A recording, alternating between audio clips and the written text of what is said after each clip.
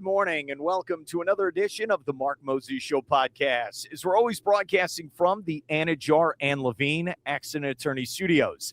Take back control of your life. Yes, call them today, 1-800-747-FREE. That's 1-800-747-3733. It's Anidjar and Levine Accident Attorneys. Now to kick off the week and talk a little football, actual football, not football. This guy does a great job with the Orlando Sentinel.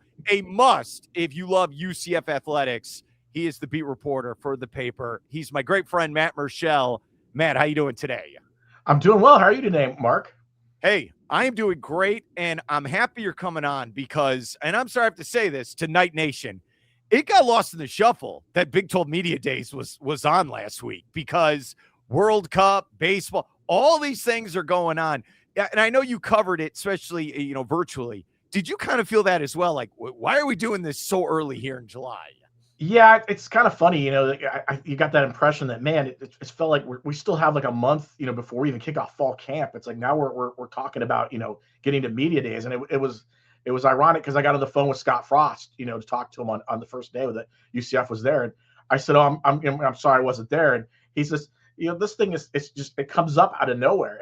And he was on vacation. Coaches are on vacation. He said, I'm on vacation. I had to come in here to do 2 days. Not that he's griping about it, but he said I'd come here for a day and then you go back on vacation for a while. So I think even the coaches and players, it's kind of like okay, here you go. You got to talk football. And then all of a sudden you're back to getting ready and resting. But I think it's nice to have a little bit of a break, to like, okay, we're going to talk a little football now. Nothing against World Cup, nothing against baseball, nothing against, NBA, summer leagues. But I think people are really starting to get to that. Okay, we realize we're less than 2 months away from the start of the season. Let's start talking a little football. I also think, too, outside of Brendan Sorsby, there wasn't really like a big storyline in the Big 12 this year that made everyone kind of clamor to talk a lot about what was going on in the league. So in some ways that maybe was good for Big 12 Commissioner Brett Yormark. In other ways, there's going to be a lot of talk, other leagues about what the stuff that's going on in college athletics. Okay, I got a headline for you, and you wrote it in the Orlando Sentinel. Knights picked to finish 14th by the media. 14th! How many teams are in the league? Because this is not good, right? Well, I will preface this that there's 16 teams in the league, and last year UCF was picked to finish last. So, it's not necessarily – listen, the Big 12 did away with their own preseason media poll, preseason poll. The coaches used to vote on it. They did away with it a couple of years ago. So a lot of us in the media who cover the teams got together, and Tulsa World, Barry Tramble, who's a longtime, Tulsa World reporter, he put together this poll and reached out to all of us. We voted and, put it in and they released it this weekend. And it's interesting. I don't necessarily agree with it. I had UCF at 11 in my voting, because I felt like, yes, I think they can be better than they were last year. They returned a lot of solid players. They brought in a lot of experienced players. But again, that's kind of the narrative right now surrounding UCF, especially outside of the state, is a lot of people don't look at UCF as like, okay, they're not a contender. They're not going to be there. They're not going to be a factor. And I think that's something that you could look at it two ways. Maybe it's good, like in a lot of ways. You could say, listen, quit. That way no one's focusing on us. We can do whatever you want to do and you win games. You're Scott Frost. We're going to go out there and prove them wrong. Or it's bad because you're not getting that much attention. You want that attention. Believe me, when you're talking about TV executives and when they're picking out, their time slots and games, when the games are going to be on, you want to make sure UCF's going to get some of those prime games. You don't want to be relegated to a ESPN Plus if you can help it. So I think there's two ways you can look at it. So I think for Frost, he understands, listen, those things don't matter. We just got to focus on let's go out there and do what we need to do to win games because those things will work itself out in the end. You put the headline quote, hungry. That's what Scott Frost, he's hungry. Why do you feel like, hungry is the word he went with? Yeah, because I think he feels like, after last year, they got players on this team that want to prove themselves, want to prove the doubters wrong. As much we just talked about it with the ranking and the poll. They want to prove those people wrong. You've got a lot of returning starters who feel like, okay, last year could have been better. They're 5-7. There were games they were in they could have won. There were games that they had opportunities. There were games they just flat out didn't play well, and they thought they could have won those games as well. So I think they feel like they've got a much better team. They don't. Last year they brought in 70 newcomers. This year it's only about 50, and they've had some guys who came back. Dylan Wade coming back, Dwayne Thomas coming back at wide receiver, Horace Lockett Jr. is huge, on the defensive line. They brought guys that they feel like are going to step in. Jaden Bellamy at cornerback, Braden Marshall at nickel. They've got guys who are coming back who got lots of experience. That's going to help them out. And then they brought in guys who had lots of experience. You look at Alonzo Barnett III at quarterback. Here's a guy who took his team, James Madison, to the college football playoff last year. So they feel like he's a guy that's got that hunger in him and wants to get the rest of the team up there. They brought in a lot of experience. That was by choice by Scott Frost. They felt like last year they spent too much time on the practice fields teaching the fundamentals. This year, they wanted guys who came in who they didn't have to do that. They wanted guys who could step right in and go, okay, I get the playbook. I understand what I need to do, and go out and do it. And I think that's going to help them a lot. If they stay healthy, particularly, especially, and if they play well at quarterback, which is something that UCF has lacked over the last 3 or 4 years, I think they've got a good chance, at least to prove on what they did last year. Okay, 5-7, like you talked about, year one of Scott Frost. Is that unacceptable for year two? Like, you cannot go 5-7 again. I think the expectations are to at least get to a bowl game this year. I mean, that's the low expectation is get to a bowl game. I mean, you want to be able to get back there because you want to build on something. If you're Scott Frost, you want to, when you're out there recruiting, you want to say, listen, we went to a bowl game, we're getting better. You can see the improvement. If you take a step back, let's say you go 5-7 or you go 4-8 or something like that, that's going to be a huge hit to the program because you're out there recruiting and it's going to be hard to sell that. Like, hey man, we're getting better. You're going to have to prove that. Look what's going on with Florida State. Florida State goes 13-0 or goes, has that really great year. Yeah. And then, they drop down to 2 wins and all of a sudden it's hard. Mike Norvell's struggling a little bit at times to try to get recruits to stick around. So you have to really sell that there's stuff going on with this program. So I think that's where Scott Frost, you want to see that hunger and get up there. You'd love to get to 7 wins, 8 wins. You'd love to, heck, if you could put together a run and get to 9 or 10, anything like that would really do a lot to boost the program and keep them up in the eyes of everyone. And also get recruits and players, excited about being and playing here. When you're talking to Scott Frost, and I know he's going to talk more, especially once we start fall camp, do you have this impression like, okay, I've got to be better? I mean, especially coming off Nebraska, 1 year here at UCF, is there that feeling in his voice like, yes, I have got to do better as a head football coach? Yeah, I think he knows that. But I also think last year, was just really a rough start for him. I mean, I think about when he came in late December. The transfer portal was already open when he got here. He didn't have a staff. He was putting together a brand new coaching staff.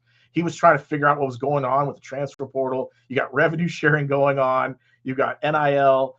I think it was like the quote that everyone always uses is like drinking out of a fire hose because you're really just trying to figure out where you're going to go.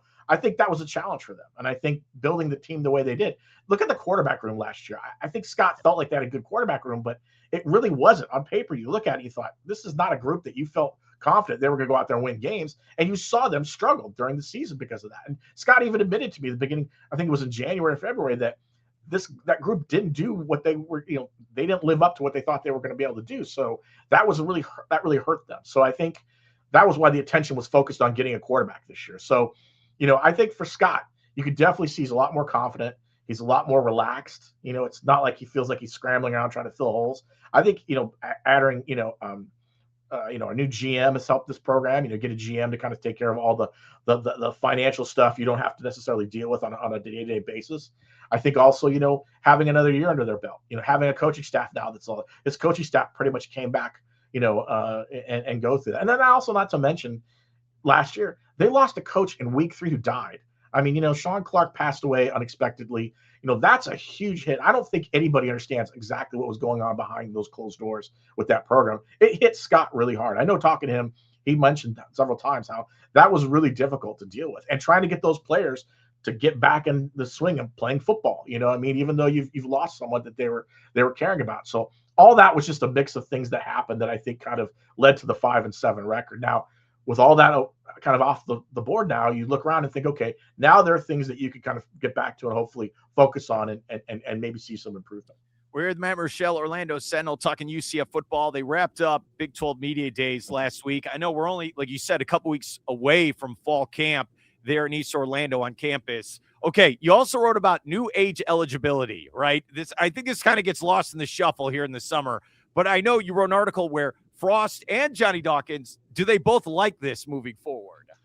Yeah, I think they do. I think, they feel like this kind of maybe stabilizes rosters a little bit. Now you know exactly what you have. You got a player has 5 years, to basically play. That's their eligibility. They got 5 years.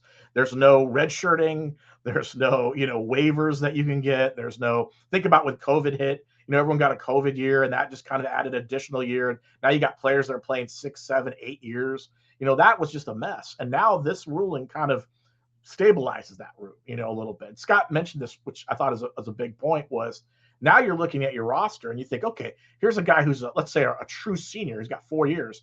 Now, all of a sudden, we can look at him and say, we can get another year out of this guy now. We can, maybe we didn't think we were going to get him. Now we can go to him and say, do you want to stay another year? We like you. We want, so there are players on this roster that they can now go to and say, we're going to get a chance to get this guy back possibly. And I think that's going to help stabilize something. Same thing with Johnny. You got guys on the roster that, all of a sudden they get an additional year and you're thinking, okay, now we've got a chance maybe to convince this guy to stay here. And then we don't have to worry about that. And I think that's where coaches are really kind of liking it. Scott brought up a good point with football. There was that whole red shirt thing where, a player goes, the red shirt rule was a player plays up to 4 games and then they could red shirt if they wanted to. Well, that's gone now. So you don't have to worry about, is a player 4 games into the season going to come into your office and say, I want a red shirt because I'm not playing enough. And then you lose that guy for that year. So it's 5 for 5. So you get an opportunity to play that way. So I think there's going to be some challenges there, obviously, with the ruling. It's not a perfect rule. And there's going to be some legal challenges. Believe me, I think you're going to see a lot of this go to the court, as we've seen with a lot of things in college athletics. But I think both coaches told me just separately at different times that, this was a ruling they feel like they can take advantage of, and they're going to have a chance to maybe help with their roster. Scott even flat out said it's going to change how we look at next year's roster almost immediately. Okay, we'll end with this. We're here July 13th. Yes, it's beyond hot outside. We all know if you live here in Florida, okay? All right, so camp's going to start here in a couple weeks. What are you going to have us with the Orlando Sentinel? Because I know you're going to be breaking down everything, getting us ready for a new season. Yeah, we've been doing a position-by-position preview over the last month or so. We've gone by every position and kind of give us our ideas what's going to look like when they go into fall camp. Once camp starts, probably in early August, we'll have obviously, almost daily stories, looking at how this camp is going to be. I think it's a crucial camp, going in. Who's going to be the we know who's going to be starter at quarterback.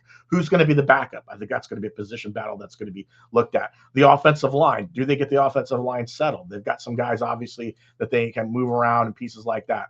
Who are some of maybe the playmakers we're going to see on offense? They've got a lot of guys on the wide receiver position. Who are some of those guys that are going to step up and make some plays? And I just think, you look around at how they prepare themselves. Do they feel like they're going to, Scott told me a couple weeks ago, they want toughness. They want toughness on this team. Do they have that toughness going in? It's going to be a challenge. Honestly, week 2, they go to Pittsburgh. That's going to be a tough game for them. And then they come back and they open up against TCU, in a couple of weeks at home, and that's going to be a tough challenge for them for the Big 12. So, they've got to find a way to win some games on the road as well. So we got some stuff like that. Plus, we'll have our football tab coming up in a month or so. That is awesome stuff. Matt Murschel, Orlando Sentinel. Thanks for your help with the update, and have a great week. All right, buddy? You too. Thanks a lot, Mark.